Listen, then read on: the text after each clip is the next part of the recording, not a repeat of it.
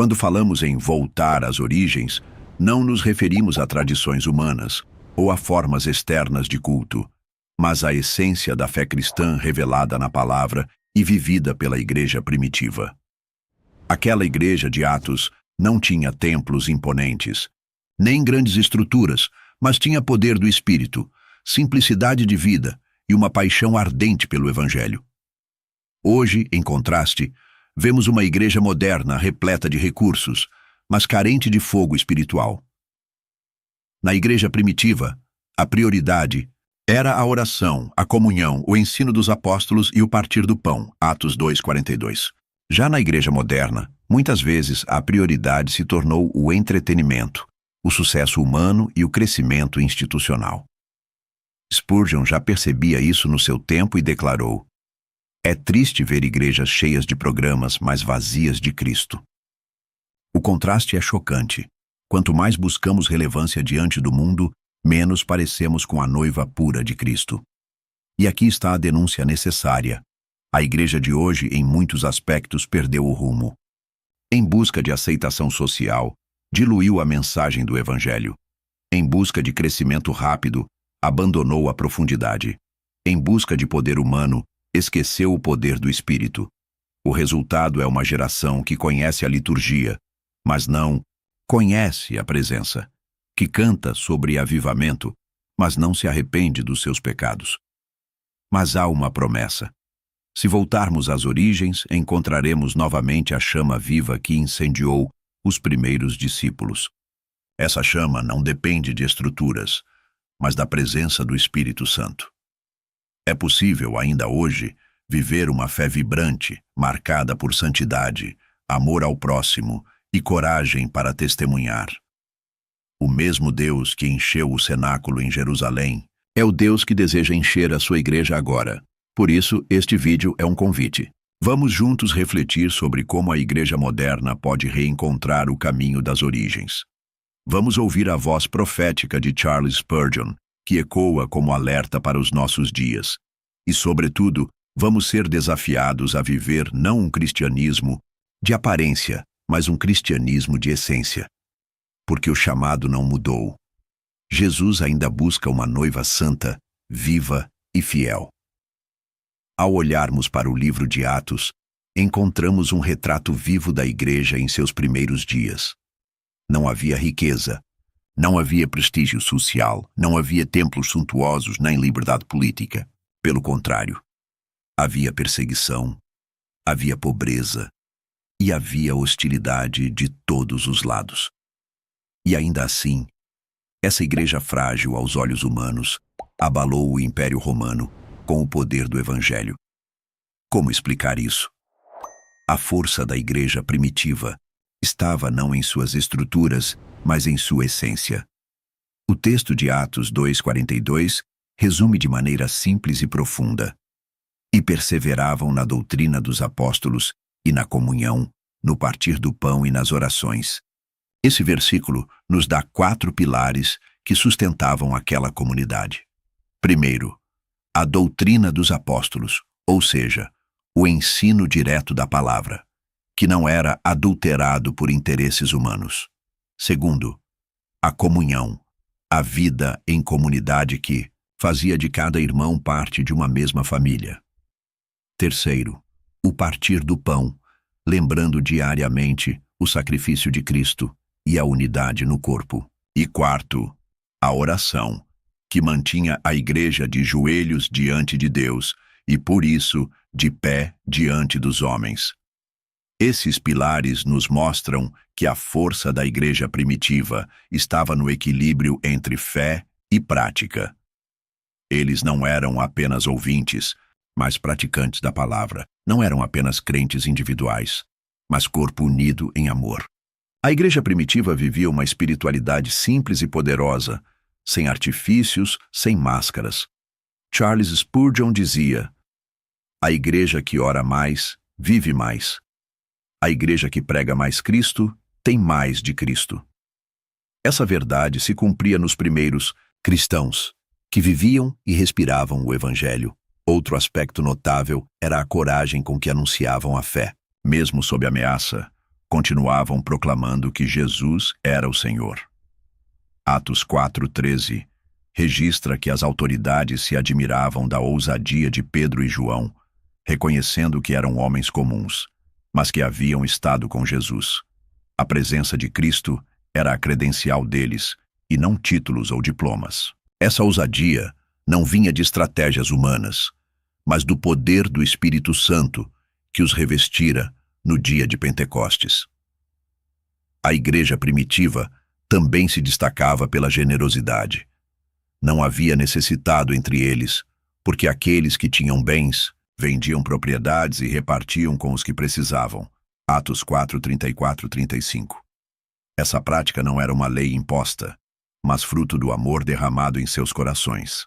Enquanto muitos hoje discutem sobre porcentagens e regras financeiras, os primeiros cristãos viviam a entrega total, reconhecendo que tudo pertencia a Deus. Além disso, a igreja primitiva possuía uma visão clara de missão.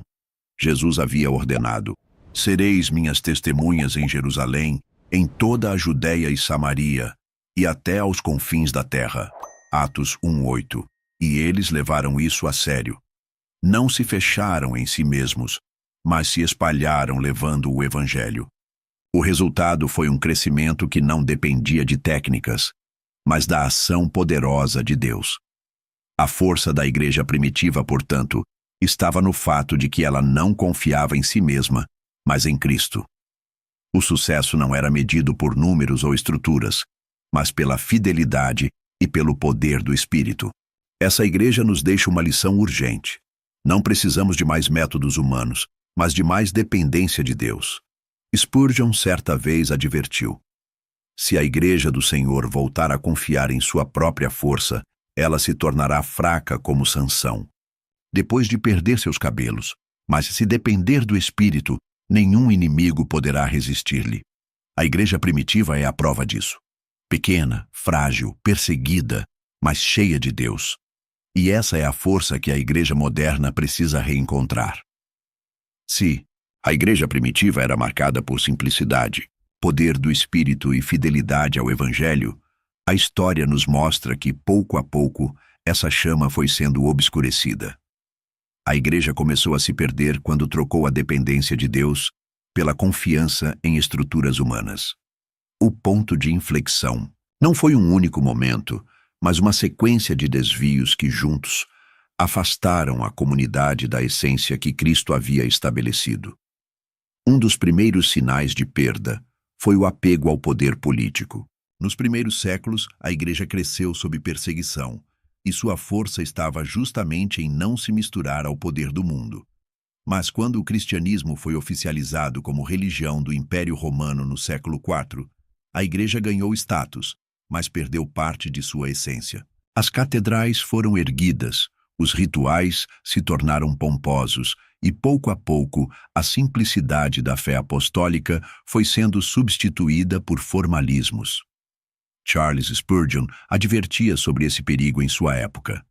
Quando a igreja busca a amizade do mundo, perde o favor do céu.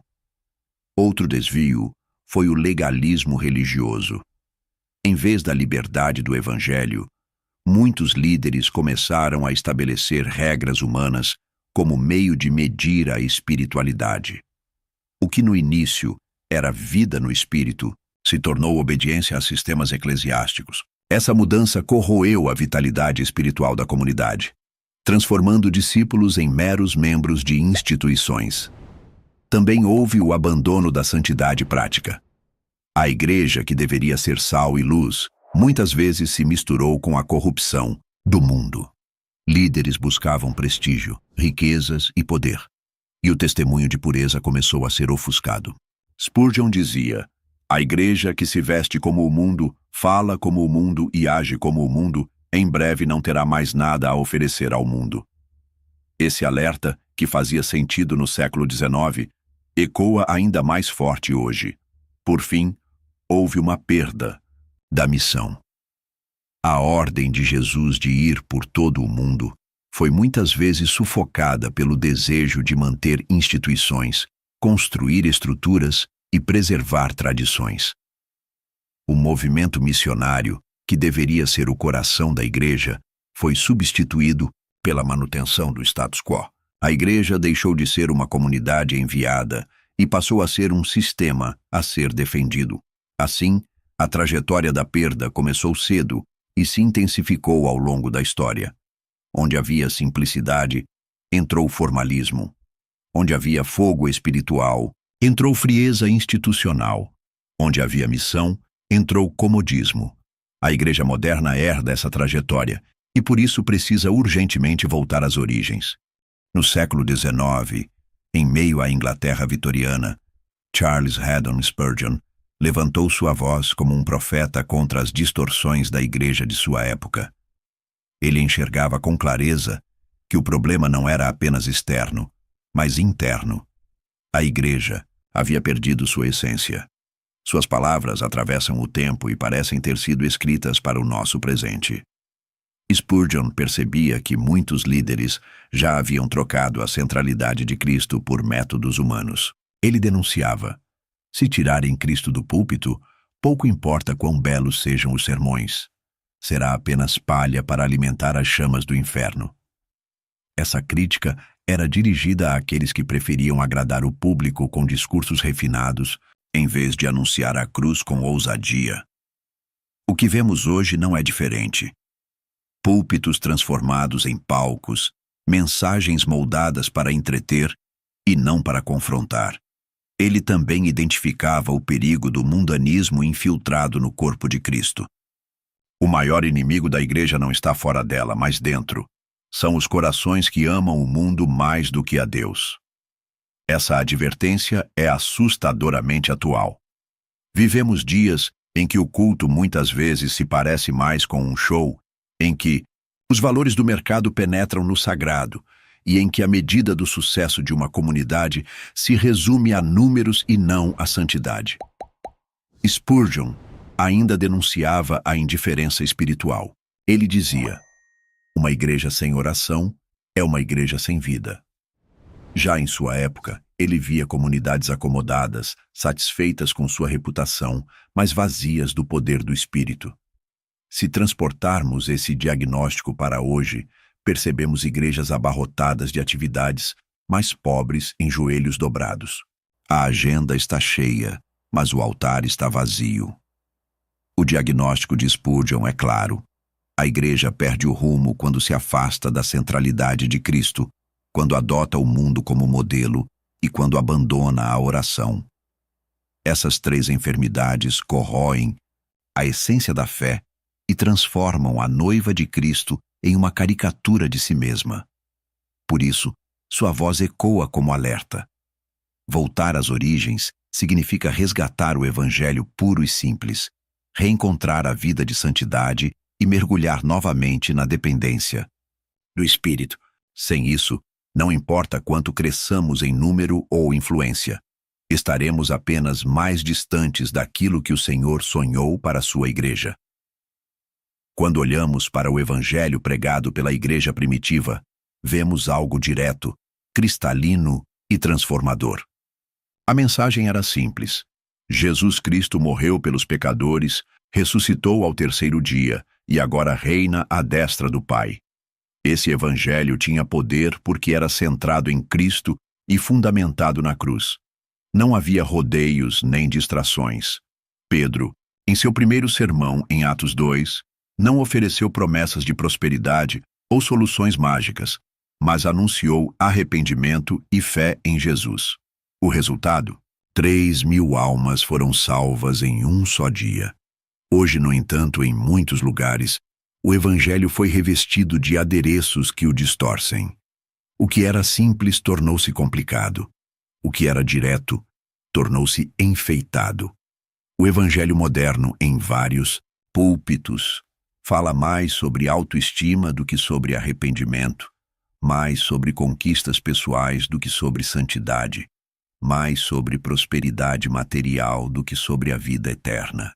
Como disse Spurgeon, uma religião sem Cristo é a invenção mais sutil de Satanás. Essa frase resume bem o perigo. Quanto mais retiramos Cristo do centro, mais enfraquecemos a mensagem. O evangelho simples fala da cruz, mas a igreja moderna muitas vezes prefere falar apenas da coroa. O evangelho simples chama ao arrependimento, mas o evangelho distorcido evita qualquer palavra que possa ofender ou incomodar. O evangelho simples mostra o custo de seguir a Cristo, negar a si mesmo, tomar a cruz, perder a vida por amor a Ele. Mas o evangelho distorcido oferece benefícios fáceis, promessas de vitória e um cristianismo sem renúncia. Esse contraste não é apenas teórico, ele se vê na prática. A igreja primitiva, com sua mensagem simples, sem microfones ou redes sociais, abalou o mundo. A igreja moderna, com todos os recursos tecnológicos, muitas vezes não consegue transformar nem a própria vizinhança. Isso acontece porque poder não vem de estratégias, mas da pureza da mensagem. Spurgeon resumiu isso de forma magistral. Se tirarmos a cruz do evangelho, teremos um evangelho sem poder. É como o sol sem luz, como a vida sem respiração. O que precisamos não é de um evangelho mais atraente aos olhos humanos, mas de um evangelho fiel à Escritura. O mundo não precisa de mensagens de autoajuda disfarçadas de pregação, mas de uma palavra viva que confronte o pecado e aponte para a salvação em Cristo. Assim, voltar às origens significa redescobrir esse evangelho simples e puro, que não precisa de aditivos humanos para ser eficaz, porque a verdadeira força da igreja não está na eloquência de seus pregadores, mas na verdade que eles anunciam. O evangelho da cruz ainda é o poder de Deus para a salvação de todo aquele que crê. Rem 1:16. A igreja primitiva não era perfeita, mas carregava duas marcas fundamentais que a tornavam viva e poderosa: a comunhão verdadeira e a santidade. Prática. Esses dois pilares andavam de mãos dadas e formavam a base da vida cristã comunitária. Hoje, a igreja moderna sofre justamente por ter enfraquecido esses fundamentos. Nos primeiros capítulos de Atos, lemos que todos os que criam estavam juntos e tinham tudo em comum. A 2:44.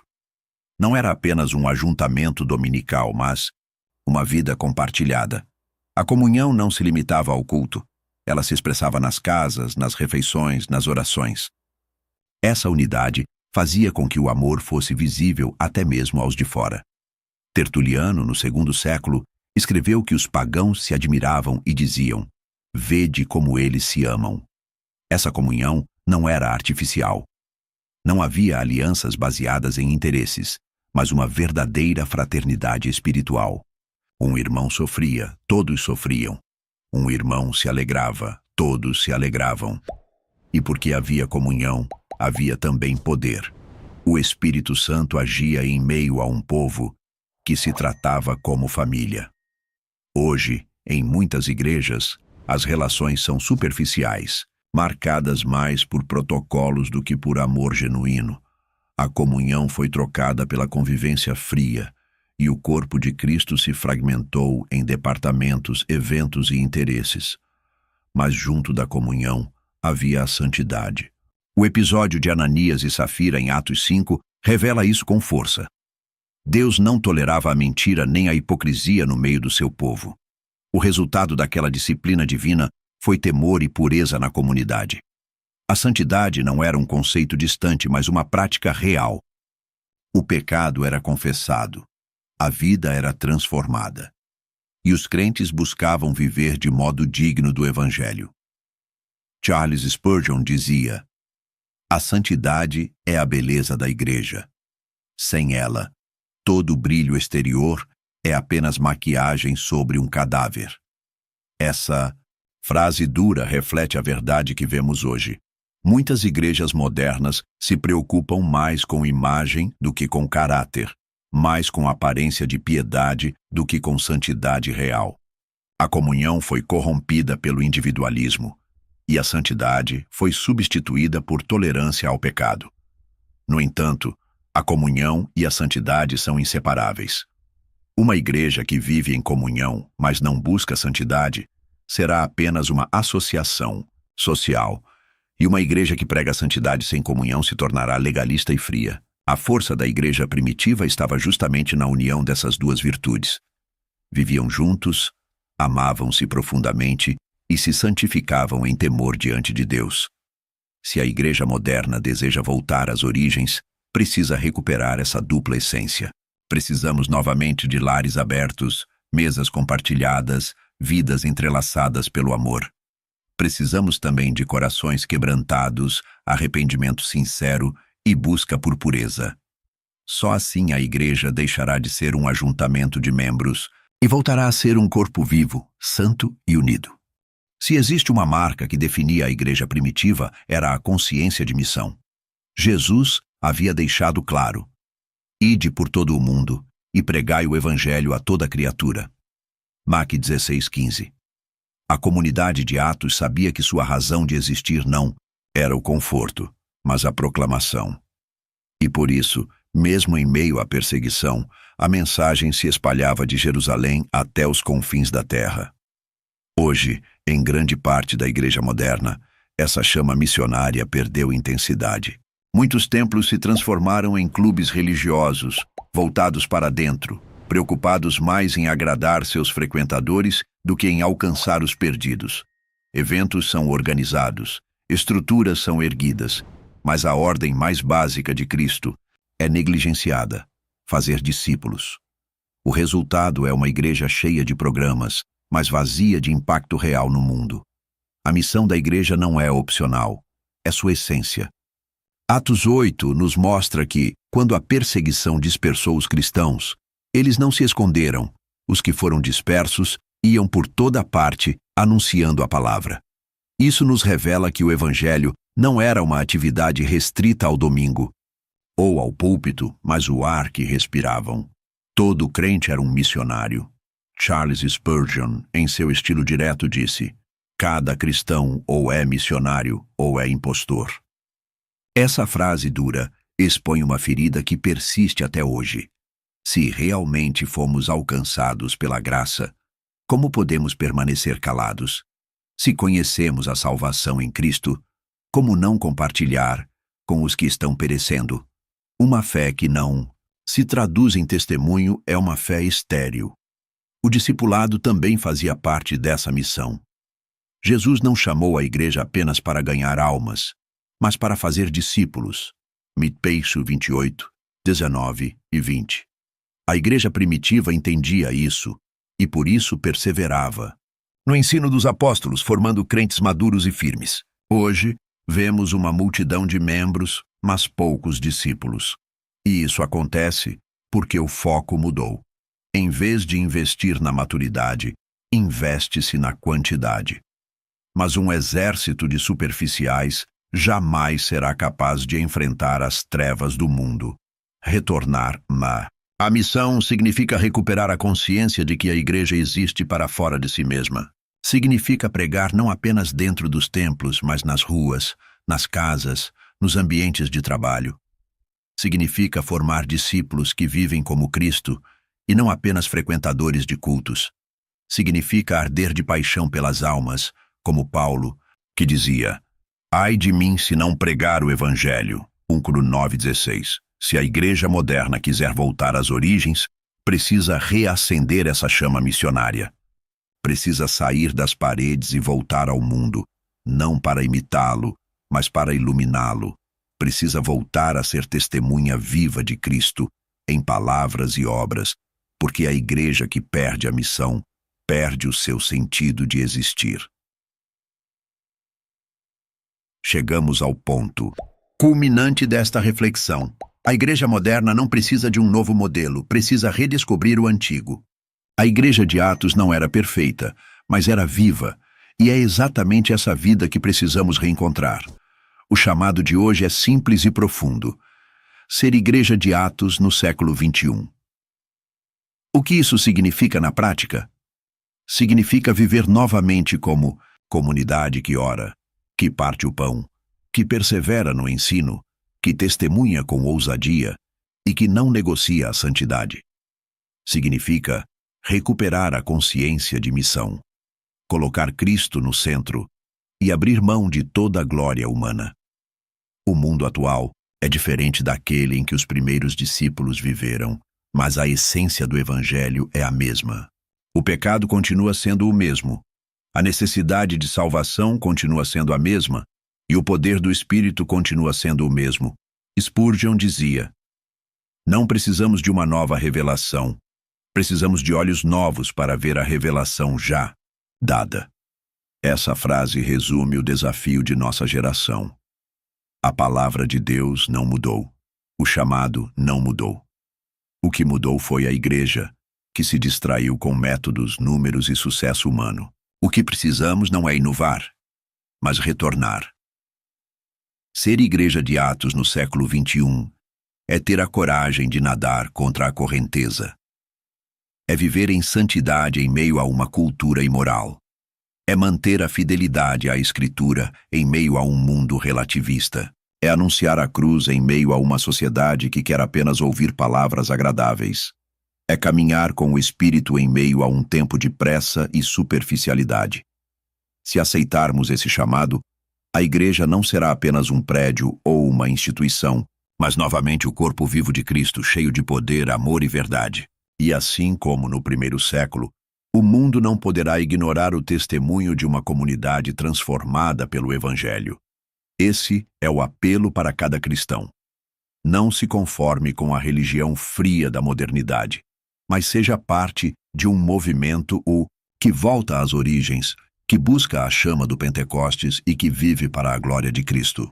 Porque a igreja que volta às suas raízes será sempre uma igreja que caminha para o futuro com poder. Se essa mensagem confrontou você, não a deixe morrer aqui. Esse é um chamado para despertar a igreja dos últimos dias. Inscreva-se agora no canal A Escola do Príncipe e faça parte dessa comunidade que busca a verdade do Evangelho sem rodeios, sem diluições e sem medo de pregar a cruz. Ative o sino de notificações para não perder nenhum estudo. Cada vídeo é uma convocação para que voltemos às origens da fé cristã. Comente abaixo: eu faço parte da Igreja de Cristo. Sua participação edifica, corrige e desperta outros irmãos. Compartilhe este vídeo com seus amigos, com sua igreja e com todos que precisam ouvir esta mensagem. Você pode ser a voz que Deus usará para abrir os olhos de alguém. E não pare por aqui. Explore os outros vídeos do canal, porque cada conteúdo é uma preparação para que sejamos uma igreja fiel, santa e perseverante até a volta de Cristo. Escola do Príncipe. Aqui não buscamos sucesso humano, mas a salvação e a glória de Deus.